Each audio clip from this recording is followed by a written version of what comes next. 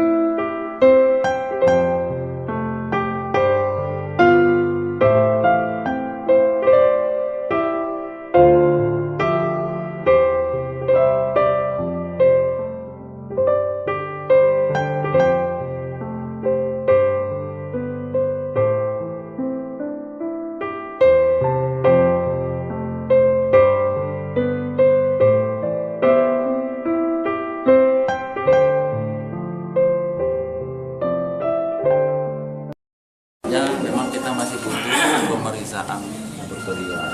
Nah, untuk itu kami berharap baik pihak keluarga dan seluruh masyarakat niat untuk bersabar untuk hasilnya itu. Oke, untuk saat ini yang menjadi kecurigaan atau keberatan keluarga sehingga dilakukan otopsi apa yang sudah? Ya, jadi kan ada bekas jahitan yang diduga itu suatu trauma atau luka, apakah sengaja atau tidak sengaja. Nah, untuk itu kita sudah ambil sampelnya untuk dilakukan pemeriksaan laboratorium. Saya kira nanti hasilnya itu akan menunjukkan apakah itu suatu kesengajaan atau tidak. Ya, mungkin hasilnya sampai berapa lama bisa di? Sekitar 2 minggu sampai 3 minggu lah. Kita berharap lebih cepat lebih baik. Karena itu juga laboratorium, jadi itu instansi yang berbeda lagi. Kita minta bantuannya ke sana.